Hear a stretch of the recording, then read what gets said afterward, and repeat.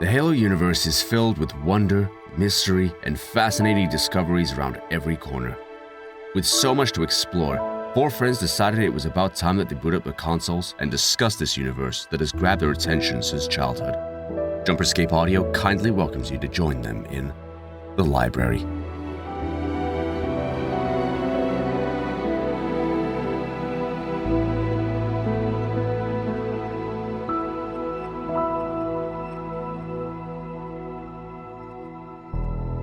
Everyone, welcome back to The Library, the show that you all supposedly really enjoy because of the amount of guests that we've had on. Well, we have even more. 3 more to be exact, because we didn't want to separate them. They're so good friends. It's kind of like a pack thing. You gotta keep everybody together. Today, we are joined by our friends Idio, Mal, and Bacon from the team that's behind, probably everybody else here knows, Sins of the Prophets, the famous mod from Sins of a Solar Empire, but they do so much more. For example, Mal over here, 3D artist, art director on Sins of the Prophets, as well as the lead weapon artist on Far Isle, another mod they'll be talking about here in a second if they know what's good for them. And also responsible for a design on a ship that was made canon in the actual Halo universe. We're going to talk about that as well. I'm not spoiling a dang thing. And then we go down to Bacon, 3D artist for Sins of the Prophets, as well as lead environment artist on Far Isle, and a Halopedia admin. So clearly I have competition, and that's okay.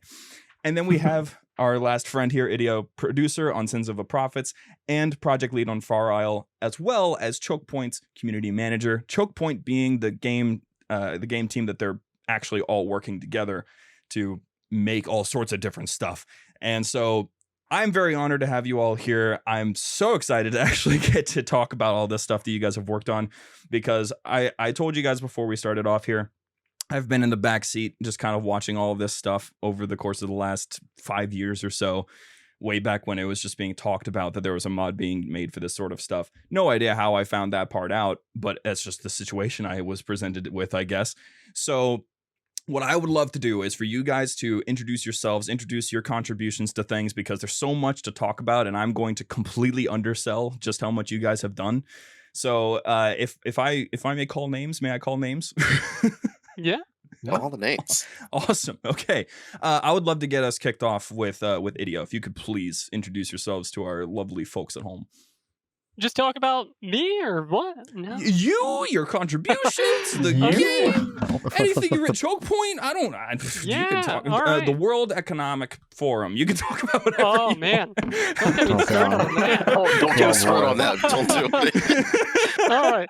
So I'm Idio. I'm one of the producers for Sins of the Prophets. I'm also one of the project leads, as Austin stated, for Far Isle, and just generally around. Wearer of many hats, really. For Chokepoint Games, I do the community management, so a lot of the recent posts by me, stuff, events, me, it's terrible. It's a pain, and I want to die. So, but no, the reality is, we're all sort of part of a larger team. There's over 100 people. This is not an exaggeration. If we're counting all of the playtesters, all the artists, all the coders, all the designers, there's about 100 people involved in Chokepoint across all of our different projects. And, we're really proud of that, and we're really proud to be making what we're doing. So Sins of the Prophets is kind of mostly what we're here to talk about, but we also do Far Isle. We have a couple of other projects, a couple that are in, hiatus, but stuff like Homefront, Sins of a Galactic Empire, and Evolution's Real-Time Strategy Evolve. So we mod Sins of a Solar Empire, and Command & Conquer 3 Tiberium Wars, as well as Homeworld 2. So that's mostly what we're known for, and that's mostly what we're doing. Sweet. Love it. So we can get more into the individual contributions that these folks have had here, I would love to know about the sort of stuff that you've developed here, Bacon, with all of the lore that has gone behind the new Able class frigate. Or is it a frigate, or what is it? Destroyer, yeah. Heavy destroyer, yes. Yes. Yeah, talk about that. Yeah, well, I'll let Mal talk more about the art, but as far as the lore side of it goes, it's an interesting ship because it's actually probably one of the oldest ships in the entirety of Halo canon, and it's just kind of flown under the radar for 15 years, something like that. Because it was originally introduced in like the little short story about Admiral Cole in like 2008, I think, in the Evolutions compilation. And it was like, at the time, it was like this badass destroyer that he captains at the start of the insurrection. And it's like the first destroyer that's ever had a Mac equipped on it, which is like a super huge deal. And so when we were starting to look at doing the roster for Sins of Prophets 2, it was like, oh, we've got a chance here that we could actually do a design for this destroyer, and like give it like the first sort of proper visualization it's ever really had. And then one thing went to another, and eventually, so we were able to work with Ken Peters from 343 to brainstorm like a draft of its lore and kind of give it an official place in the Halo setting. So that's probably the most exciting thing I think that's happened in sort of the recent development of the mod. And that's saying something because there's been a lot of exciting things. So you said Ken Peters, franchise writer? Yes. Okay. If I make real quick ask this, how in the hell did you get to talk to him on this? I think Idio can probably say more about it, but he's been in the Discord for many years, I think. Really? Yeah, I think Idio probably knows more than me because I think he actually joined before I even joined the team. Yeah, I'll talk about it. So yeah, please. Ken's awesome. We love him. He's our god. And he's also like pretty involved in the general Halo community. So he's not just in our Discord, he's in a few others. I know I'm pretty sure he's in the Operation Trebuchet Discord, which is another team mod unrelated to us. Awesome people. But he's in there too. He takes an interest in a lot of different community projects. He's in the Halopedia server, and I think for most people, they'll probably know him best for either as the writer of Halo Warfleet or, more importantly, recently, the guy behind Dig-Site. Yeah. Oh, okay.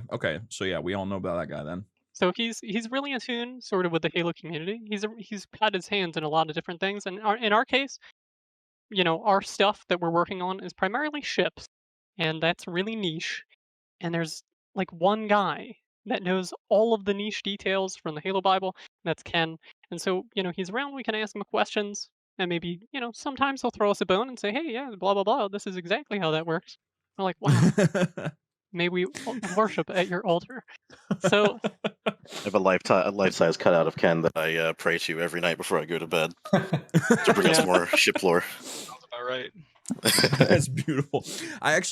Hold on. So I know a little bit about Ken. I know that he was, I don't know if he was behind it or if he just contributed, but I know that he worked on Halo Fleet Battles.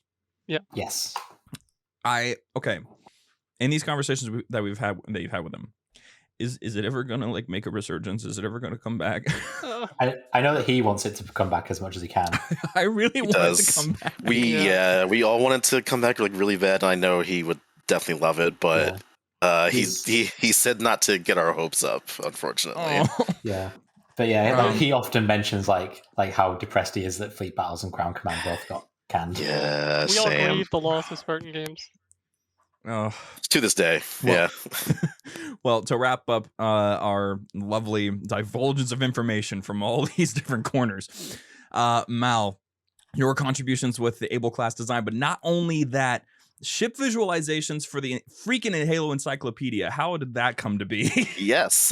So funny thing about that, I think they emailed. Was it Unicracken, Idio? Did they mention email Uni? And then that kind of started off that whole relationship with them to get all of our ships visualized in canon. Like some that have been around forever, like the Able, like the Covenant frigate, for example, which has been around since like the first book, but just never had any kind of to it. And we had a suitable ship, and they were like, "Yeah, you have a bunch of stuff that we would like to put in," and it was just a great opportunity to come in and like, it's still like really kind of like fangirls me out to like look at the encyclopedia and just see like designs and ships that I built in like slaving over my computer and see them in the book like fully realized. It's really awesome. One of the funny things for me is like when I was like, because I did like 3D art at university, and so like 6 years ago I remember trying to model spaceships, and I was using Mal's models at the time, like 2018, 2017, like using them as reference, like, oh my god, one day I want to make ships that are like this. Like, these are so cool. I want to try and do that someday. And then now it's like, oh wait, sometimes I have the realization, like, wait, I'm actually working with Mal on and doing like Look at that. professional grade 3D art now. It's funny how that all works out. Like, just getting, like, I got on the team like in 2015 because of a Reddit argument that I had with Unicracken. If you can believe that or not. Like, that's how I got involved in this, and then just became like kind of like de facto art lead in like 2016, and then just kind of ever since then I've just been kind of in charge of the art. And it's very funny how all that just works out and links back together. It's super dope. And you guys now I'm mostly curious about Far Isle. If I'm not talking about Sins of the Prophets, I'm very curious about Far Isle because everybody talks about Trebuchet, but Far Isle I think has a very good chance of eventually overtaking that conversation. And I would like to know a whole lot more about a couple things, how it started, and mostly in terms of being the developer of a mod that is basically going to, in essence of who plays it, going into competition against another mod.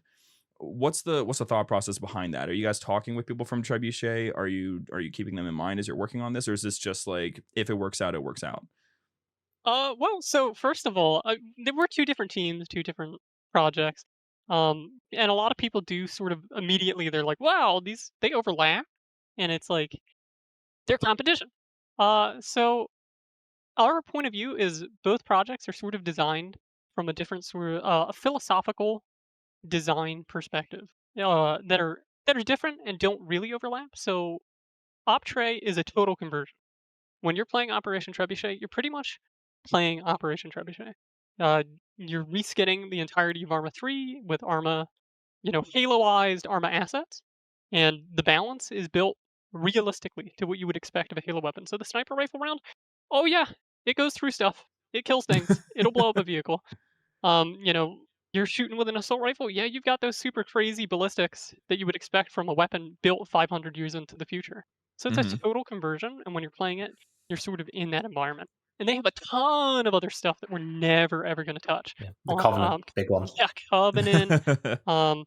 Certain aspects of the timeline that they're in as well, because they're during Operation Trebuchet, which is in like the 2520. And Far Isle is placed several decades before, and we're approaching it from a very different design perspective, which is as essentially an expansion. So what we're doing is we're throwing Halo stuff into Arma, but it is designed in a way that is compatible with the vanilla game. So yeah, if you want to have Halo stuff on, you can have it on, and you can also have Velociraptors and like Spetsnaz, and you can have like dudes from Warhammer dropping in, and you can have this huge sandbox of all of these different things coming together, which is what I think makes Arma really amazing, and why we started the project on it in the first place, is that sandbox. So we didn't want to sort of take over the sandbox and be like, this is everything. You are now in Halo. But it also means that we're not actually incompatible with everything that Optray does. So there's no real competition there. And I really hope that we don't take over the conversation, because they have a ton of content.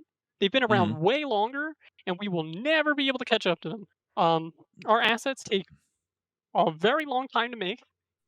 So like one of our vehicles can take like 6 months or more, upwards of a year to make. Our weapons, our weapon pipeline, all of our assets go through, a rigorous process of detailing and design.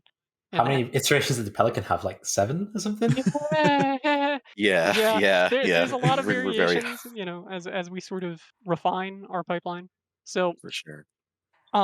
At the end of the day, we're going to have less content, but it's going to be more refined and more sort of specific and more compatible with the vanilla sandbox, which means it's compatible with Optray to some extent, as much as the vanilla content is. I think when we've been approaching it, a lot of the idea behind Far Isle is the expectation that people will probably use it alongside Optray in a lot of times.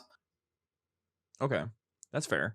And that's the hope. Or just use it as itself in like a regular Arma mission or something like that. Like it's built to be like that. Yeah, or even like maybe they're doing some kind of original sci-fi setting, or they're doing like Star Wars or Warhammer. Yeah, exactly. Some of our assets in the background, like buildings, whatever. The thing that I would really want to play around with is one of the things that I had seen while I was doing some bonus research on stuff. That amazingly put together Hornet that you got. Oh yeah, yeah. Oh, so nice. Shout out to Robert. He is an incredible artist. He also did the Pelican. He did this incredible Hornet as well. So hopefully we have a really nice flight model for that. It's not easy Yeah. to do. Arma's fickle, and It is so Arma. it's not super easy to design around. But it's a single piloted vehicle in a game that really wants you to have two people in an airframe. So Yeah. We can make it work. I think it should be. I mean, this Robert here. I mean, I've seen his Pelican as well, and it almost looked like, I know he didn't. I'm just making this clear. It's just like a comparison. It looked like he just ripped the model right out of Microsoft Flight Simulator. Oh yeah, no. So yeah, to briefly touch on it, that Pelican was basically a labor over when we started the project. So this will be kind of a bit of a timeline. Far Isle, we started the project back in like technically early 2017, though we didn't really seriously start development until like late 2019, early 2020. But one of the first assets that we started on to sort of build out the pipeline of how do we design an asset, get it into the game, because none of us had that experience. We had not modded Arma. We were just like big Arma fans. We enjoyed playing the game. We're like, this is a great sandbox. What if we put Halo into it? You would think, oh, easy, 1-to-1. No.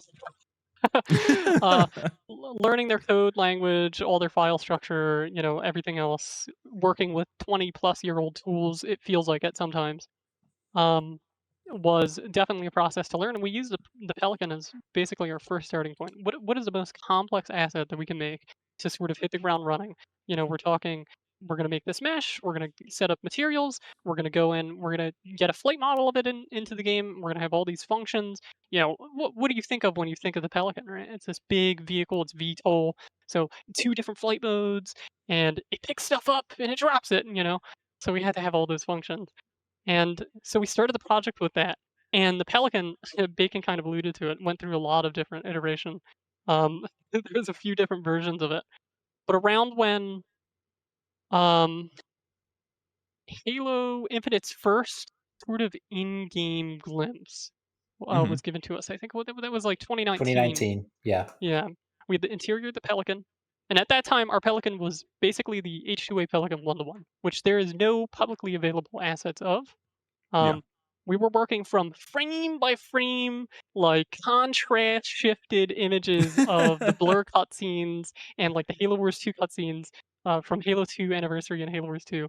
And it was just a painstaking labor recreating those assets. And we also had a few handy additional reference material handed to us by the original artists, Sikai Bang, and Levy, I'm forgetting his name, but one of the other artists who worked at Blur on those assets, and they gave us a few additional like orthographic renders, which is just a fancy way of saying a planar sort of facing render of that asset. So it gave us a very nice view of the Pelican, and we were able to make it as close to 1-to-1 as we could. And then we, Infinite, we saw the new interior. We incorporated that into our design because it was easily the most fleshed out interior we've gotten in any of the games, or any of the visualizations of the Pelican. So, yeah, I mean, it went through quite a process, and yeah. I love the amount of effort that you guys are throwing into this stuff, because this is the sort of thing that I think for a lot of people, when they look at mods and stuff, they're thinking like it's some young teenager just sitting at a desk one day and they're like, oh, I want to put Star Wars into freaking Halo 3, and they just they just do a couple clicks and it's done. There you go. They just port some models over. Jeez, it's just that easy. And it's never really give not. up on that dream. One day you too can have Star Wars and Halo 3. Exactly. Yeah. So people are I don't think that a lot of people have that perspective anymore, but kind of separating away from this and going back over to not Sins of the Prophets, but this is just something that I've thought about. So Shane and I have had this conversation before, that at some point there really should be a canon, like it's made and developed and published by 343, space combat game, but it's an RTS. Oh, so man. what I'm here to ask is, if at any point in the future 343 or some subsidiary that's talking on behalf of them reaches out to you and says, hey, you're gonna have to stop doing this Sins of the Prophets thing for now because we want you to work on Halo Wars 3 and it has some portions that are gonna be set in space, would you or would you not? You guys better say yes. Yeah, I'm sorry to all the fans of SOTP. If that happened, like, I'm sorry. I'll see y'all later. Y'all got to jump on that. There's just too much of a content drought when it comes to Halo and getting things pushed out properly. They were thinking about it. They were ship stuff. They used like a couple of our like older ships as like kit bashes and stuff, and like just like really quick like concept arts, which was funny to see. But like they were definitely, the thought was floating around in the office at some point, and it just didn't happen, and it makes me really sad. If we can plant the seed of a Halo Wars 3 in space now, like, please do it. Hire us. Yeah, I will immediately jump ship to do that. If that ever got offered to us, like I'm out of here. I'm sorry, guys. I'm gonna do it. Yeah. I will. Yeah. I'll move to America. Yes, for that. Yeah, that's the only thing that would get bacon over here. Like Sins, the way we've been able to set up Sins' combat for the mod, like I think is really, really, really good. I enjoy it quite a bit. And it's like some people say like it's kind of basic because you don't have like different planes of like 3D to fly through, but like it's simple, but it works. Like it works so well, and it feels great to like get into those huge space battles and everything, and just build massive fleets. Like, I'm continuously amazed at what we're able to do, given how limited the game engine itself is. Like, I mean, the game came out in 2008, and it's still 32-bit, so it's like there's some serious limitations of what you can actually do with the game, and the stuff that the code guys are able to do is amazing. Yeah. It's always fun to just see what we can, like, what kind of crazy stuff we can come up with, and like gameplay wise, and like some of our new systems that we've been thinking of. It's like it all sounds like it'll come together really well. We hope it does. We're very excited about SDP2. We've been working on it like a lot. Especially this year, there's been tons and tons of artwork and design work that's really come to fruition. So very excited to get that out. So especially as well as a quick with the Sins remastered shaders that we're using to kind of make the game. For sure.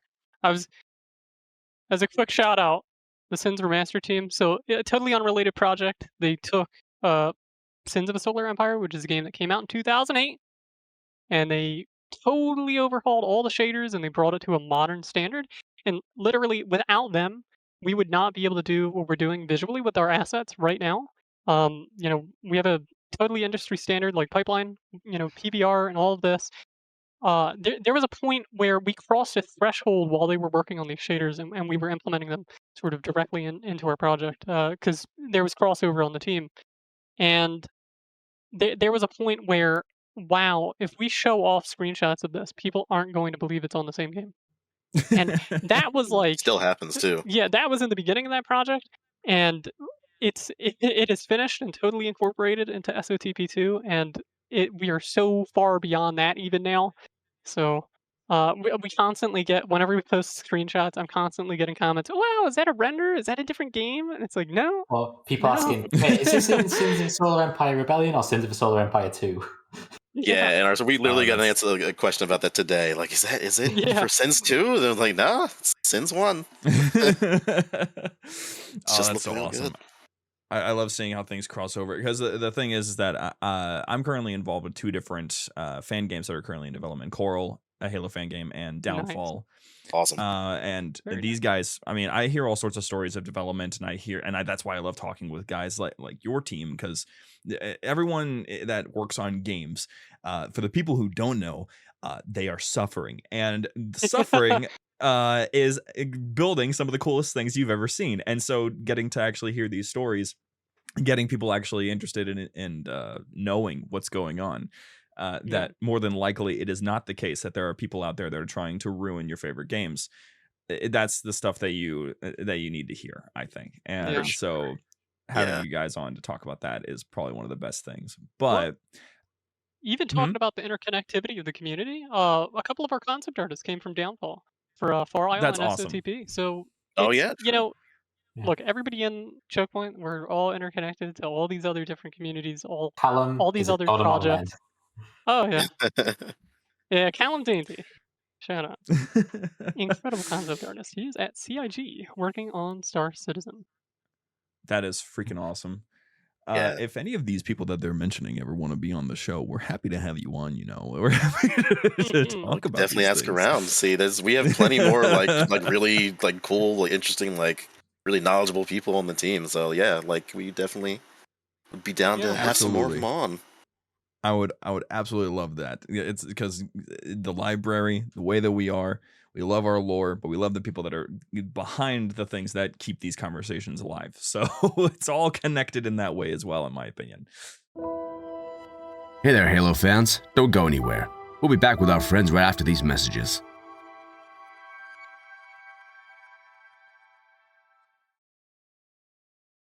Speaking of lore, there's a whole other part of this show that we got to do now, guys. Oh, snap. Because now that we've gotten over how interesting your game is, but I'm kidding, of course.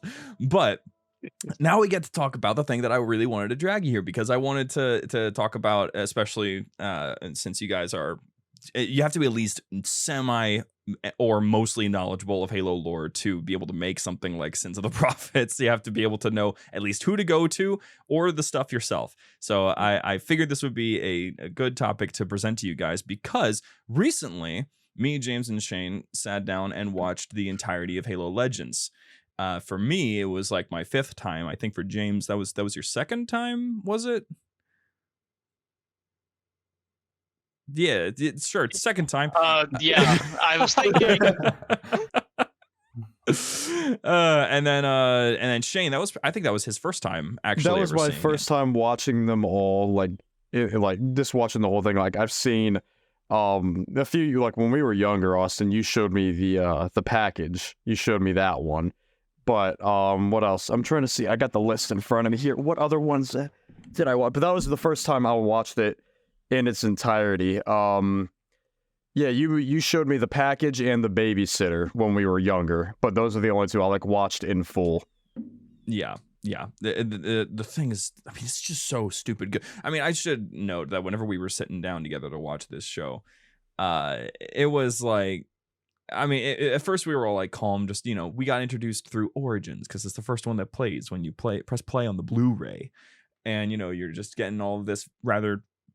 I mean, I would say at least there's one bit that's a little confusing about Origins, but that's later. And we're getting all deeply invested, and then the duel happens, and the vibe completely changes because now you're just watching this one single Sangheili take on an entire battalion, and it's canon somehow. And it's just a wild journey, and then you get the odd one out. And then you get to odd one out, and it just gets so much better. What a good one. So on the topic of Halo Legends, though, have you seen Legends? Many times. Yeah. Oh yes, several times for sure. I was thinking it had to be the case, but I was like, I'm sitting there, I was like, oh no, what if one of them hasn't seen it? Like, I've never heard of Halo. What's that? So for those of you who haven't seen Halo Legends, first of all, pause this episode, go pick up a copy either in person or watch it on YouTube or Amazon. It is available literally anywhere that you can buy it. It's like less than $5. If you can scrounge up that amount of change from your couch, you can go and watch it real quick. Then come back here, and then we'll keep on talking about it. So thing is, there are quite a few different short films in here, and the ones that are, I think, the most interesting are the ones that start to include a whole lot of stuff about I think, okay, so I like the Covenant. The Covenant is pretty dang cool. They got some stuff going on that's very interesting. However, I like how Legends tries to expand and explain a lot of the stuff that happens with the UNSC. Like, I think that you could probably say that the babysitter was probably one of the first times that we saw definitively that the troopers, ODSTs, don't really like Spartans that much. Yeah. Or with it's not canon or anything, but odd one out. Supposedly, it is possible to fire a Mac round from a downed frigate if there's an AI still in control. Nothing prepared me for that episode. I was not ready for that at all. I sent the video to during that episode. I sent a video of it to our friend Connor, who loves anime but doesn't know much about Halo. So I sent him that, and he's like, "Is that Halo in the Dragon Ball animation style?" I'm like, "It sure is, buddy." Dudes, it's the same. It's what the world really needed.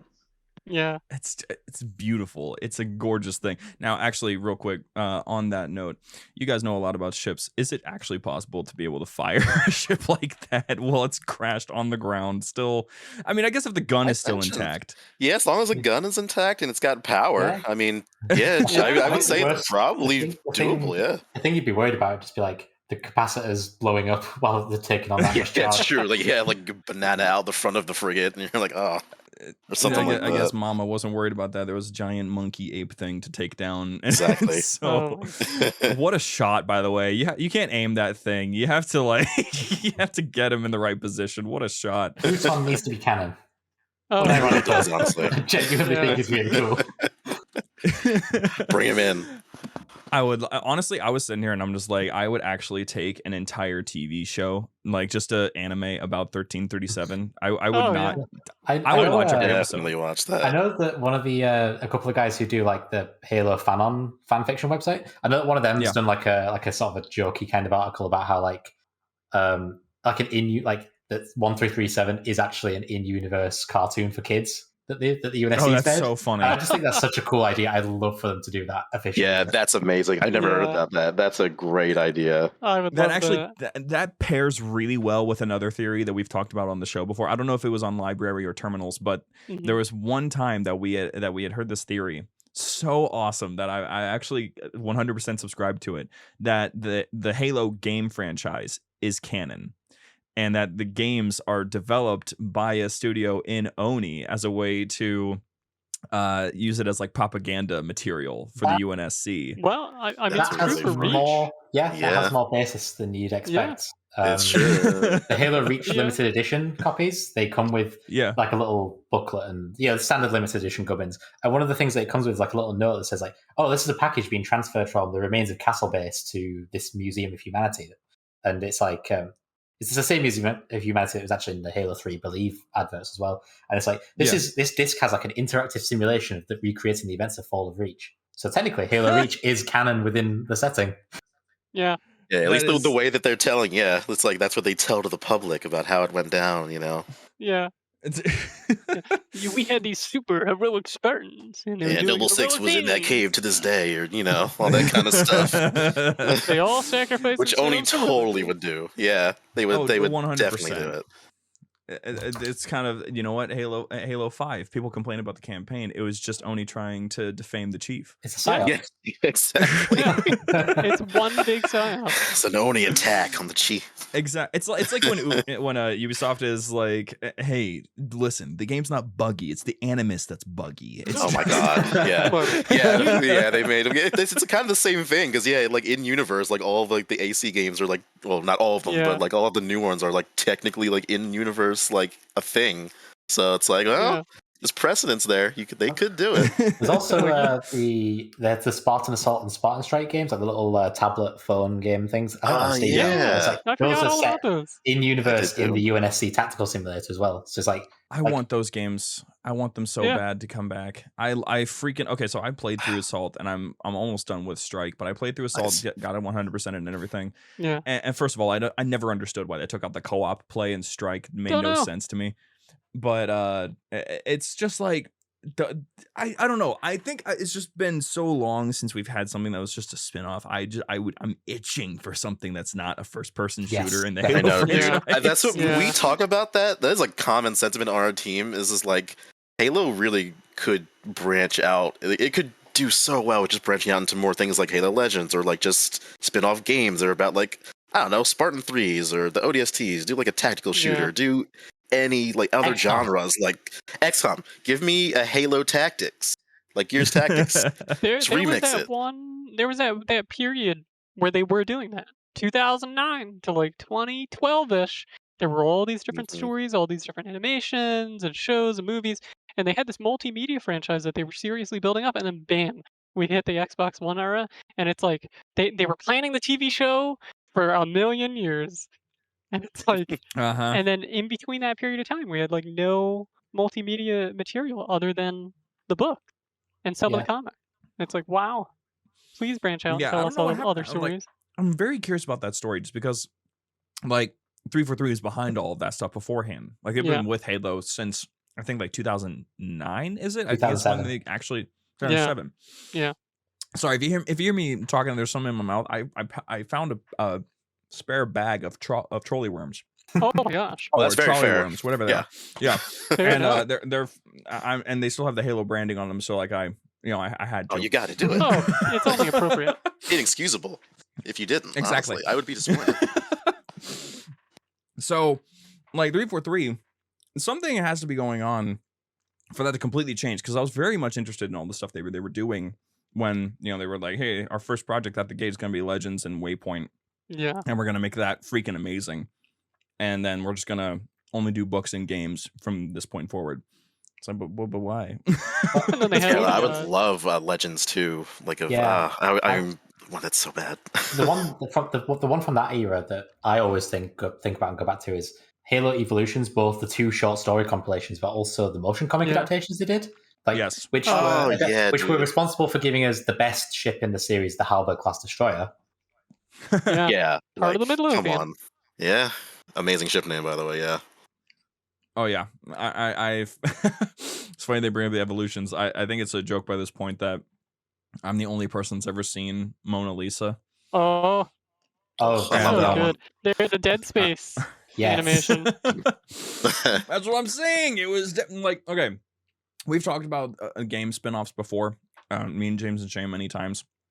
One thing that we've talked about doing is we would love to see a, like, let's say in the style of Alien Isolation. It's one Marine still alive on a ship, or if it's just Mona Lisa, just the story of Mona Lisa, and it's a horror game. That would be incredible. Honestly, you don't need to do the flood for that. You could do that with like a brute, and it would be just one brute and one dude. Legola. Like, I would love for a game that really delves into how fucking weird the Legola are. Yeah, oh my god, dude. That's what I'm saying. There's so many ideas. There's that one bit in Halo 5 where you get off the elevator. I think it's in the second level. You're on Argent Moon. It's like you see like all these worms kind of coalesce into this suit of armor that's lying on the floor, and they like form into a hunter, and then the door opens. Yeah, you get to watch them. Yeah, that was the first chief mission of Halo 5. It is a great scene. It is. Well, like they kind of delved into that with Nightfall, the live action show. They had this like sort of semi horror aspect when they finally get to the Halo ring or the piece of debris, and it's, whoa, what are these weird worms doing? It's like, I want to see more of the weird worms. Be like, we call them Legolo. It's like, how they learned the Halo lore. That's awesome. Yeah. A little shout out. Yeah. Love that. Back and forth on whether or not Nightfall is actually something that's like, that was good for me. It's got good things in it. I also go back. I'm just like, I don't know. It's fine, I guess. There's a lot of things that are really good about it. Look, all I'm saying is without Nightfall, we wouldn't have the Yonhet.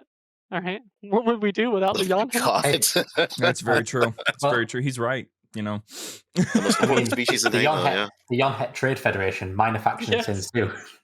Yeah, that's not a joke, by the way. We're actually definitely doing that. Oh, that's amazing. And someone brought up just now a second ago. They brought up the whole like desire to have a Legends 2. Yeah, and I am 100% behind that. If anything, for the fact that if Star Wars can get a season 2 of Visions, then we can get a season 2 of Legends. Okay, that's all that I'm saying. For sure. I've long been a proponent that Halo is at its best, like story-wise. I think Halo is definitely at its best in the short story format, be that Legends or Evolutions or I think it is graphic too. novel. Like, just getting all like this. So when you get like short story compilations and you can really experience such a variety of perspectives, like from all across the series in different times and places and locations that you wouldn't otherwise have the budget or the ability to tell in a fully fledged game or novel. That's what I love about all that kind of stuff. Yeah, that Cole short story is still like easy top 5 like of any Halo story that exists. Like it's up there. There's very few franchises that are seriously cemented and have such an expansive universe where they're able to, you could just make up a character and throw them into the universe and they would probably fit as long as you sort of, wiggle them in. there's so many different stories to tell, and Legends in particular is just an incredible deep dive into, maybe not deep dive, but rather a dive into, a series of different stories, and they're just all good. Even the Mhm. silly one, Yeah, it's like- still just good. Yes. Something else that's really nice for Halo Yeah. Legends as well is like how good of a experience it is for people who aren't necessarily into reading, who haven't like read, say, The Fall of Reach, but it gives like fans like a decent dive into like the moralities behind the Spartan program, or the deep lore of the Forerunners, or the rivalry between the ODSTs and Spartans that otherwise never really comes up in the main media, at least until you get to like Halo 5-ish. Yeah. And there was actually one thing in particular I wanted to chat about from one specific Legends. And I wanted to see if James had a good answer for this, because he's seen there's this video, there's this channel that he showed me. What is it? Pointless Hub? Is that what it was? Yeah. So Pointless Hub, he did a whole video on Legends, and it's freaking hilarious. And he ends up talking about the prototype. Yeah. And I wanted to. The real reason I brought you guys here was to debate why his nickname is Ghost. God. The truth comes out.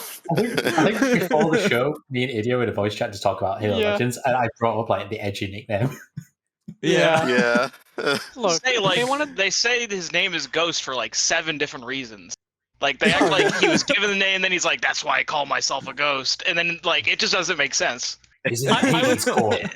Yeah, honestly, what I want to see is if we ever get a Legends 2, I want another one of these, either before or after this guy's death, and I want it to dive into more just random reasons why he's ghosted. Like, I heard one time he was outside and he got real spooked.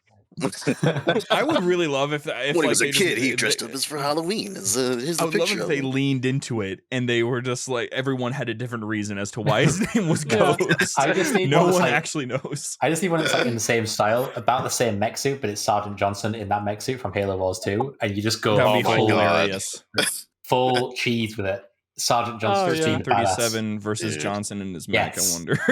Oh, man. Yeah, full. Oh, I would pay money for that episode to come out. Like, oh, man, please. I would pay money to see anything that Johnson is in that actually. I have not seen anything from David Scully in so long. Yeah. I want to say he's retired from voice acting. Did he really? Yeah, if he's not, he's part of the strikes right now. So. Oh, true. I'd imagine, right? Yeah, I guess so. I think he might be in the strikes when Halo Wars 2 was coming out, and so that's why they had to recast him. Yeah, that might be what it is. Yeah, and that guy did pretty all right. At first, I was like, oh my gosh, it's him, and then it took like a few voice lines, and I'm like, wait a minute. Yeah, honestly, they did pretty well getting someone who sounds like 90% there. Yeah, that's like pretty impressive. A little twinge. It's kind of like with Destiny 2 when they recast Nathan Fillion as Cade for his death scene. But was it Nolan North? North? Took forever for people to it was Nolan North. They were trying to figure out like who, and then you have to actually listen for Nolan North's because everyone's no matter if you're doing voice acting, your voice is always somewhere in there. So you have to like hear really carefully, and then you're like, there he is. There's Nolan. Yeah. You can always tell. Troy Baker is one of the ones you're like, I hear you in there, Troy. I know it's you. Exactly. The only one that I could probably say you have a pretty hard time identifying is D. Bradley Baker. Because where is he in the Gravemind? Where is he in Perry the Platypus? Where is he? He's just another level of just like I can't tell. Yeah, the other one I always think of is Courtney Taylor, who's like Palmer, but she's also like FemShep in Mass Effect. Yeah. One of the main characters in Fallout 4 if you play as a female. And then the AI on your ship in Outer Worlds, I should say. Like, and she's got very I forgot she did that. And then she's Serena in Halo Wars. Yeah. Oh, okay. Oh, did I never know that she's Serena? She's been in loads of stuff. Wow. That's crazy. Do you know if she came back for Halo Wars 2 to do Serena? I think she did, but I can't remember off the top of my head fully. I want to say yes. Yeah, the beginning little monologue from her. So yeah, I would assume, yeah. By the way, based Serena over cringe Cortana, Serena actually went through all of the protocols to shut herself down while Cortana resisted. Yeah. Cortana's like, no, and Serena's like, yeah, I'm out of here. I mean, hey, I've done my job. Looping it back to some of the animations, we see what Serena did, and we also see what Cortana did in between Halo 3 and Halo 4. She told a story. What is that about? And then doesn't even shut herself down? Come on, Cortana. Which, speaking of that story, Halo Origins. Yeah. Part 1 and 2. I only really wanted to talk about one specific thing about Origins, since it is supposed to be, the actual origin of the Halo universe. A thing that happens in Origins that 100% did not happen in actual Halo lore, where the humans and the Covenant joined forces against the Flood. And it did not happen. Yeah. I will say though that music that plays during that part when all the ships are like lined up is it's fire. Man. Sacred Icon Suite, yeah, it is. Yeah, it is. It's not even like from any of the main games, but like it's one of my favorite tracks in the entire series of anything. There's so many times where I've gone and listened to Halo Legends soundtrack off of like Spotify. Oh, it's so good. They have it's so good. It does a great job of hiding my confusion, because I'm sitting there just like, wait, what? Oh, this music's banging. Yeah, I remember the first time. Go ahead, I say something I love about Origins is how much concept art it reuses, and if you sort of into looking at the concept art and stuff, or the cut content, you can really spot how much they reused in that. The pistols that the Forerunners were using, wasn't that a Halo 3 cut asset? Possibly. I know that the Forerunner City that you see getting overtaken by the Flood, that was Paul Russell's Forerunner City lockout they did for the cut level. And you've got the Arcadia concept art, like that you see all the colony ships colonizing later on in the second part. You see definitely not Far Isle being nuked by the Longswords later on. Yeah. Totally not Far Isle, what do you mean? That's early concept art for New Mombasa from ODST. Like, if you really go through and like scrub through and pay attention, there's so many little references here and there that like brought back concept art. It's really cool. That's really it was definitely clearly a love of labor. I mean, that Legends too. They're just really great animations. Origins is fantastic though. Now, there's another short that I really want to talk about, because there's something else that I want to make sure that I'm not wrong about this, because somebody told me this and I refuse to believe that it's true. And I just want the confirmation from Mr. Halopedia himself. So there are people who say that in package, that elite that has a 1v1 duel with Chief with energy swords is the Arbiter, like Thel 'Vadam. That is, so I've actually been talking about that recently. That's actually came up a conversation just like in the Halopedia server. And it's like, I've looked through a lot of things, and I think that comes from the DVD commentary where they refer to him as Thel in the subtitles. But then, and so for a lot of people then made the fairly logical assumption it was like Thel 'Vadam, because obviously it's like they give this elite like a major spotlight, as like fighting the Master Chief and then escapes. It's like, it seems like they're setting him up as like kind of some kind of nemesis to the Master Chief. And at the time, a lot of people assumed it was the Arbiter. And then in the 2010 reprint of Halo Reach, there's a little text log that addresses that battle and the aftermath of it, where they reference that character as being called Thel Lodemy. So it's not the Arbiter, just a different other guy with the same name. Around that time, the Arbiter was a Fleet Master, so definitely. I was gonna say that's what I was like. They couldn't have. They shouldn't have. There's no way that they did that. Arbiter was probably glassing some other planet around that time. Yeah, just off, making sure that everybody is aware that they're not going to survive the next day. Yeah, no, that makes sense. Yeah, that's good. I genuinely was terrified that was some huge oversight that happened, and I was gonna have like a whole mental breakdown with you. Nope, he's his own character, and he's still never been followed up on it. And since then, I know quite a few people still ask in the canon fodder Q&As what's Thel Lodemy up to? What's Luro Taralumi, the guy who's the shipmaster, the evil gold elite? What's he up to? Because we know he's a warlord active in the post-war, but we don't know anything else about him. What are they up to? Yeah. Where are they doing? Hanging out. They're just chillaxing Day to day. Yeah, just hanging hitting out. up Drinking some brewskis? Having some brewskis with the boys. Okay, so we've touched a little bit on almost all of them. We've gotten prototype covered, we've gotten package, we've gotten origins, we've gotten babysitter, we've gotten odd one out. We got 2 more though. That's homecoming and that's duel. Now, homecoming. First of all, I cry. Because it's a brutal sort of situation to be in. Although I think there was I've heard a lot of complaints before about but what's the point of her armor if it's gonna get if she's gonna die from a needle around. And the Blamite's strong. Okay, that's what I'm saying. Blamite. It's just a little bit. Games undersell that. Even though it has a hilarious name, it's strong. Yeah. It's like in the books, like needlers are always consistently like one of the most dangerous weapons that they bring out. Yeah. Everyone like freaks out when they realize there's that. a needle in their body. They're like, oh yeah, like oh no, it's over for me, bro. Because that stuff is volatile. There was actually just today, I think, there was a video that was released by Hyper, the guy who did the first-person weapon animations for Titanfall 2 and Modern Warfare. And it was if the needler melee was a little bit more brutal or something like that. And it's a whole, first of all, the guy's a gifted animator, but it's a normal melee, and basically all he does is he takes the idea from Combat Evolved where you use the needles as the melee attack, but what if the needles stayed in the person you meleeed? I've been saying this for years. That should be an assassination. I'll have to link you guys in the server. I just watched it. Yeah, okay. Oh my god. It's so fantastic. Brutal, but it's so good. It has the same vibe as James's favorite assassination from Halo 5, the plasma grenade throw. I had that one equipped for a long time. This day I miss it.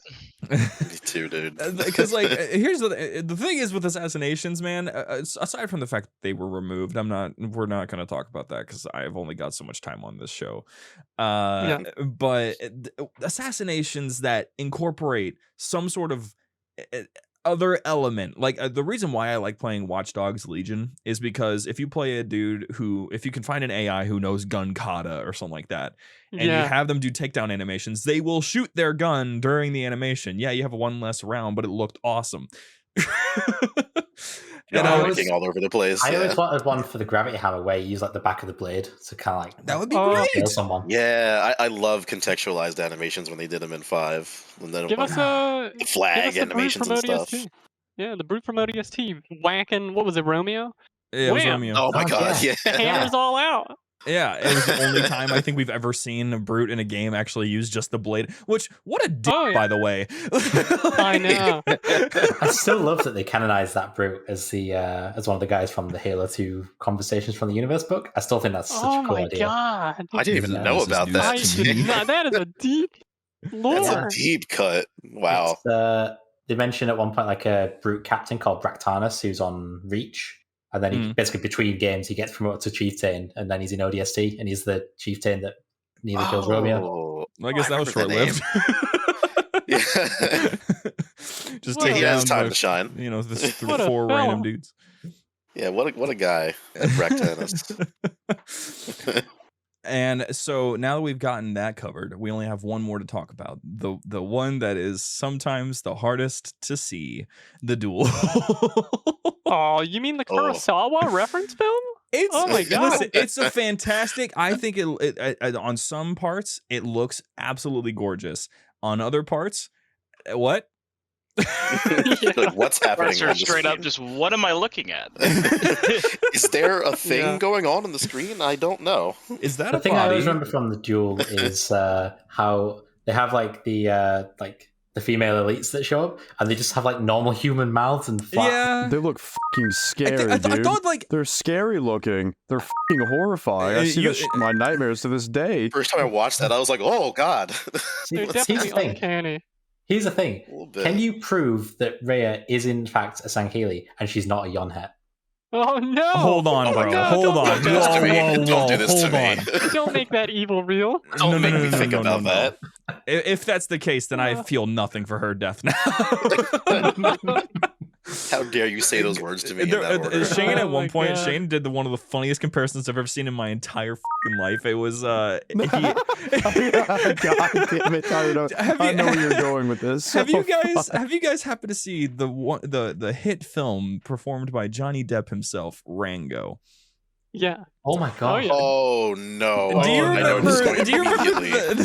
the Deadeye chick that was in that? Oh no! Oh, it's ruined. It's all ruined. Because the other thing I was going to mention as well It's is with enhanced the now. is I remember when my soul. I remember when the Halo Escalation comics were coming out like 10 years ago, and issue 13 came out. It was just before Nightfall, and so it was obviously like they show the Yonhet in this one panel, and it's obviously meant to be there to like tease them because they were then going to show up in Nightfall as a new species. But because of like that comic's like middling quality artwork, everyone just thought it was like really, really badly drawn humans, and no one realized it was meant to be an actual alien. That's what I thought. Yeah. Because I remember we talked about it when remember that that. comic came out, and I was like, "Wow, these humans are like really weird looking." Like, It's Oh just my like, God. with the Sangheili mouth thing, was it? I'm only basing this off of context clues. I'm not basing this off of anything that I've read or anything like that. But wasn't it supposed to kind of look like they were able to form their mandibles together to form mouths? Yeah, I think it was a method by which they wanted to do, just to make it easier for them to animate. I assume. Like, Yeah, I could see it from that perspective.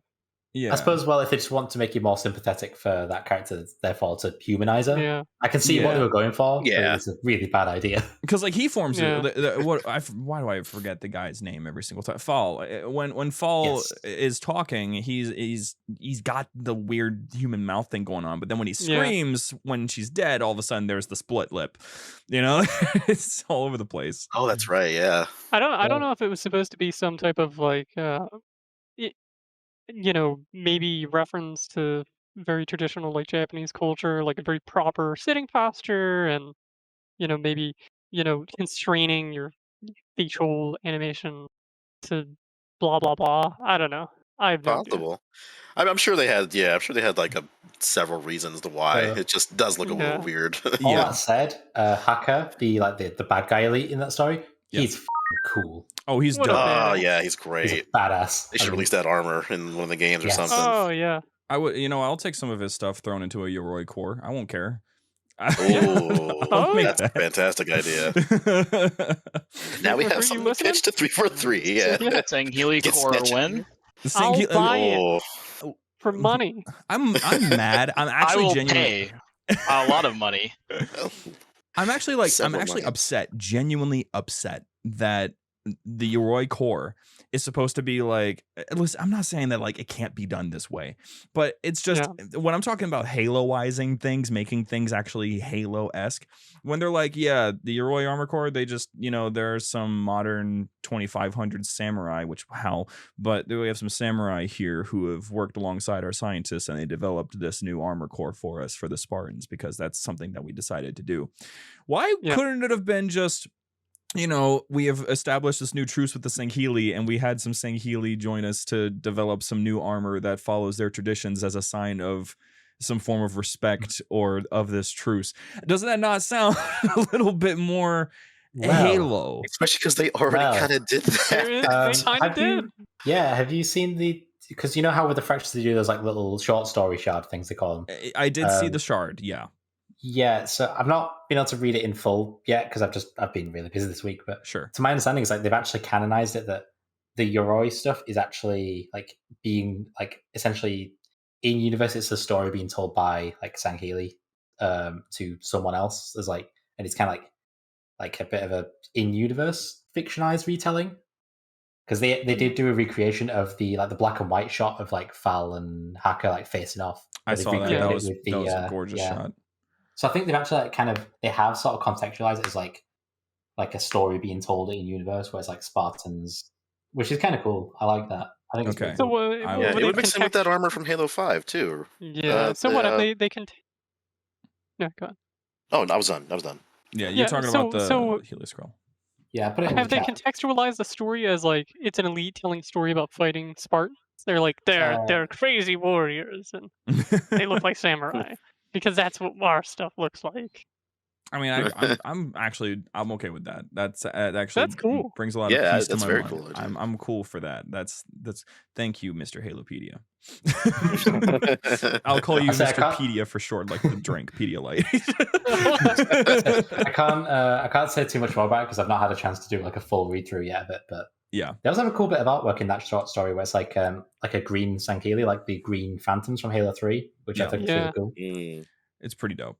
So that's pretty much every single legend. But while we're still on this topic, the thing that I really want someday is to get a chance to sit down with at least one person who worked on Legends, because I've seen the team. It's not big, like unless you're talking about studios directly, which I would not be able to probably talk to them at all, because I don't know a lick of Japanese. But I want to, like, what I would love is to be able to talk to someone like Frank O'Connor. I know he's probably impossible to get a hold of these days because he's not even active on social media. But you know, I would love to get a chance to at least understand some of the things that went into making Halo Legends possible, because I know that some of that stuff was last minute. There was a lot of stuff that was still being worked on. They even had to delay the launch of the DVD by about a week and a half for some reason, and I'm very curious about all of that. There's so much behind the scenes that we really don't know, too. I mean, you know, we're talking about, okay, well, why did they decide to do this very specific style of the mounds? But there's so many other questions, you know, stylistically, you know, direction-wise. What were they thinking with, not like, oh, wow, what were they thinking? But like, rather, oh, wow, you know, how did they get to do this? And why did they decide to do it like that? You know, I personally, I think Homecoming is my favorite out of all of them. And there's so many little details in that. I just, personally, I really like the way that they approach that sort of morally gray perspective on Oni, and they sort of dive into it because it's the only time that we really see it in any of the games or any of the media, like outside of the games in terms of an animated format. So I think it's particularly cool. I would love to get more information about. I think we were that spoiled writing process. by Bungie's Vidocs back in the day, where they were basically just, here's all this fun development footage. Here's this Halo 3 brute that doesn't look like what you know, all that stuff. Oh yeah. I miss those. I would love to get them back. I used to watch them on what was it? I think it was with Installation. We had talked about this on the episode, that we were very happy that there's such a thing as the Spartan Chatter podcast now. Just because it gives us just a little bit of that. But I would really love, since 343 started as the marketing guys, basically, I would love if we got those Vidocs back. If we got more like, if we had more names from the development team, that, because like everybody who watched those Vidocs enough, you start to eventually feel like, you know, these guys are working with this team working on these games. And I would love to have that once again, just for the sake of, if anything, comfortability. The thing that I always find insane is when I'm doing like research for the wiki, is like sometimes I'll look back at like sort of like old news articles from like 20 years ago. It's like back when they were making Halo 1, they used to do like a weekly update every single week of like written by Matt Sowell, who is the namesake of the star system in which Halo 1 set. And it's like and it's like, you know, it's like, oh, we worked on a level with a volcano in it this week. We worked on this week. This guy's working on an animation for this enemy this week. It's like really, really in-depth development details that you would never be able to get away with doing like these days. It would be impossible to do. Yeah. You know, we're talking what Infinite was made by a team of something close to 1,500 or more people across X amount of different studios and X amount of contractors. It's like, I remember back in the day, in a similar vein, Sketch. Literally, Sketch writing very similar weekly, was it like This Week at Bungie stuff? Bungie Weekly Update. Yeah, the Bungie Weekly Update. There we go. And I remember every week just waiting for that little nugget of information. You know, they would shout out stuff to the community and what are they doing? You know, the hype from leading into Halo 2 or the hype leading into Halo 3.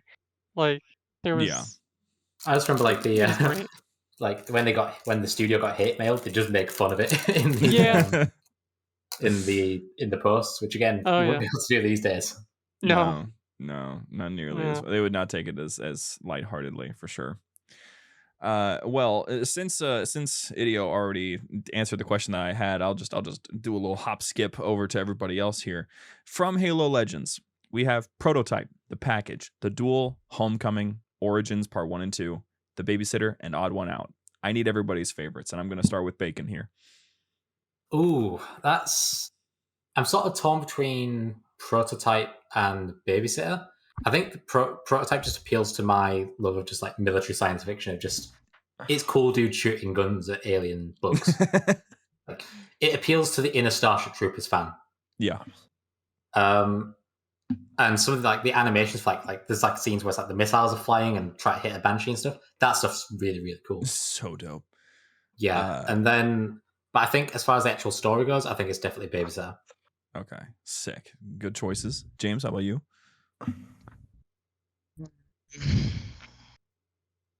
Even though I think it looks like poo, I love the duel. Shocker. Who could have seen that coming?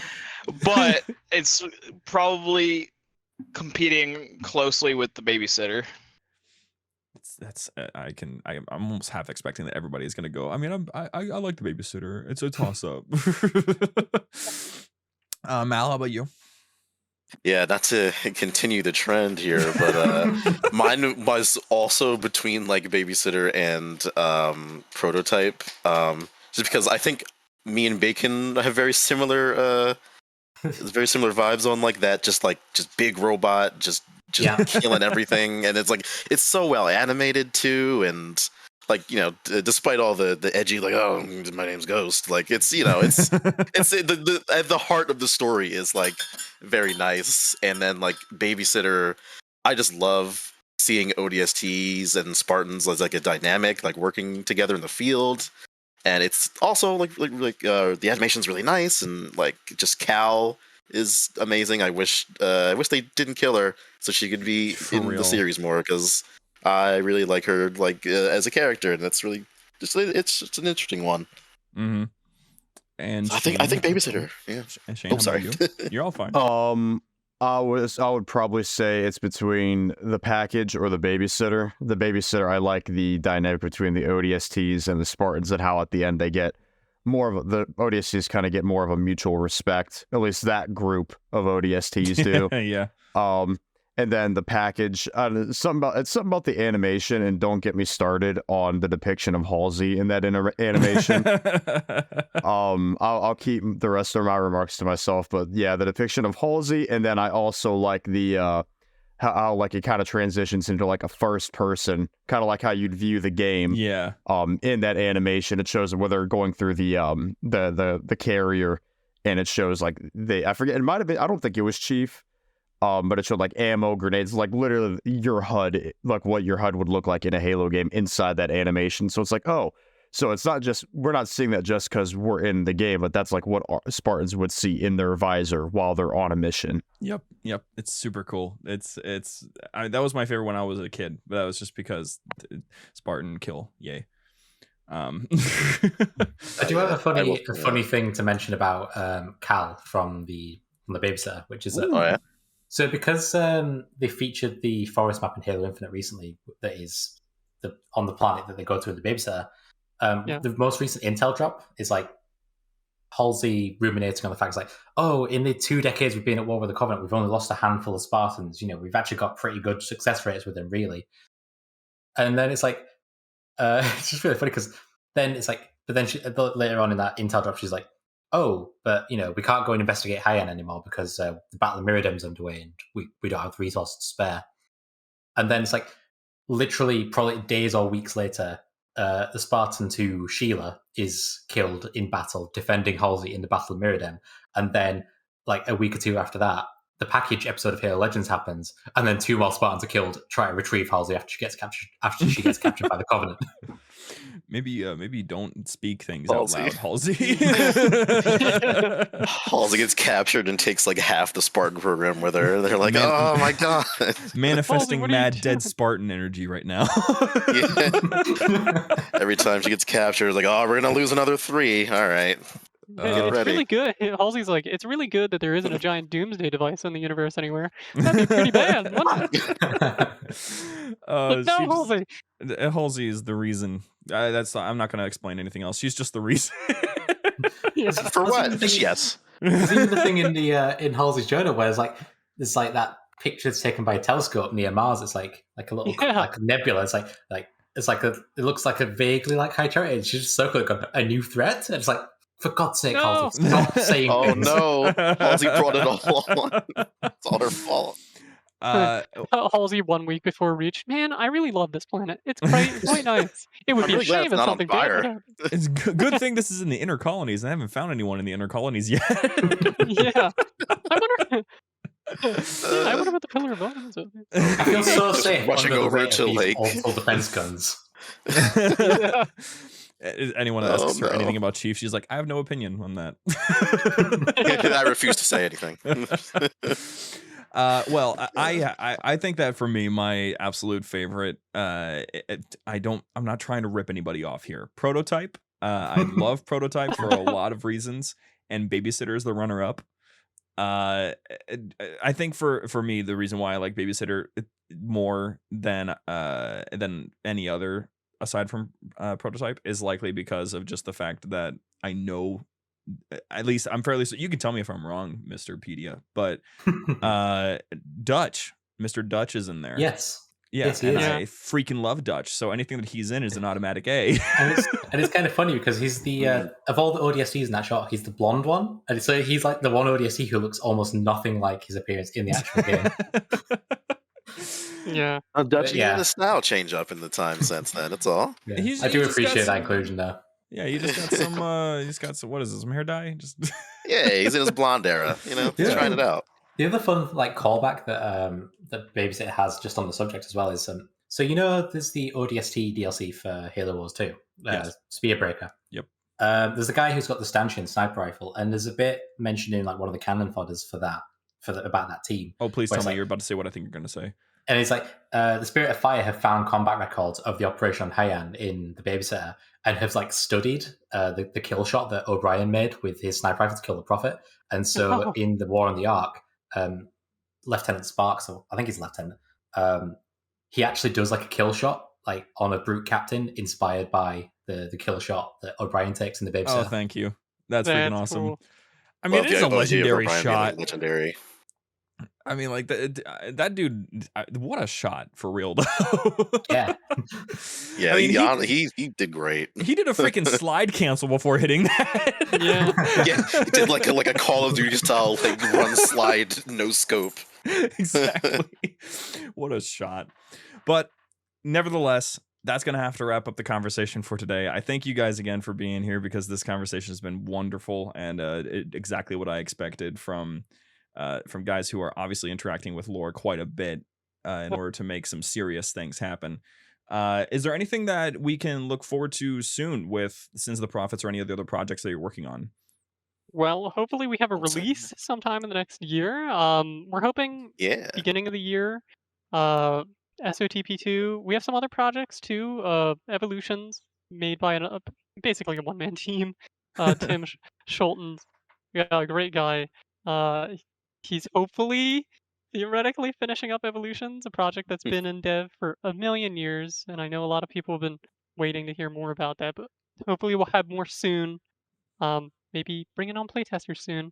Ooh. And Far Isle as well. I mean, most of our stuff we're going to be looking at next year. So that's pretty much what's down the pipe right now. But Yeah, we definitely will some more hopefully ships have coming in more. too. Yeah, Lots of new Covenant ships coming Always- up soon. Yes. yeah, We've been always doing a more lot ships. We've been doing a lot of work on Sins of Prophets recently about brainstorming like our future timeline for after the initial release and what like the factions for like Swords of St. Helios, Dual M Dharma, the Banished, Sentinel faction Yeah. coming soon. Ooh, okay. We were just talking about today. Actually, we're gonna probably get working on some Sentinel faction assets, some Yeah. ships soon. So, if anyone is following us on our Discord, you will probably be seeing that in a bit. Yeah.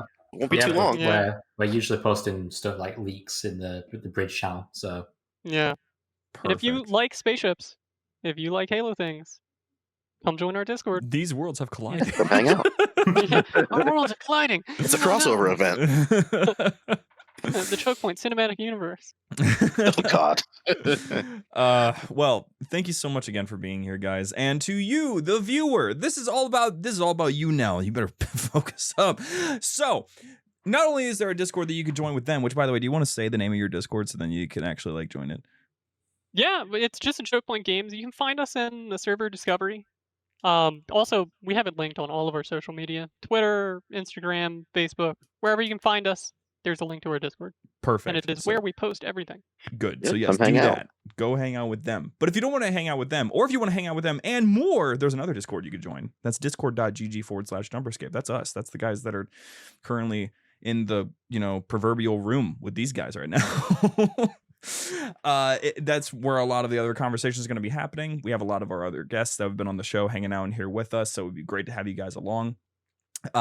If you want to support the show and you want to make sure that the show can keep itself running in a nice, smooth fashion, you can go to patreon.com/JumperScape, where you can get a whole bunch of really neat things, or not, and just get a nice little support badge. I don't think there really is that, but you get your name at least, so that's pretty neat. Anyway, thank you so much, everybody, for listening. Next week, we're going to be wrapping up these first 25 episodes we've had listed out, and then the whole thing is going to be changing. So we're going to see how this whole thing goes. But next week, and I hope that you guys are also going to be hyped about this. Next week, we're topping off all these topics with the one and only, the Master Chief. Because we have to. It has to be done. Everyone was like, you can't just talk about the simple things. And it's like, he's not simple. There's so much more to him that like him being 14 years old and not wanting to take off his helmet in front of a commanding officer because he was scared.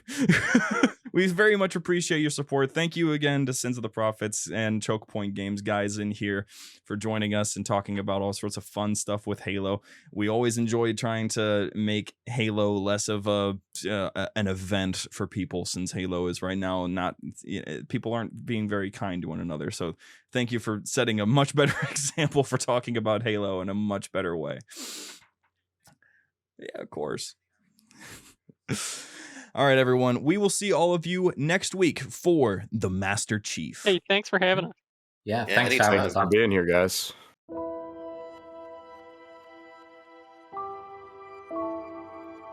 The library was produced and published by JumperScape Audio.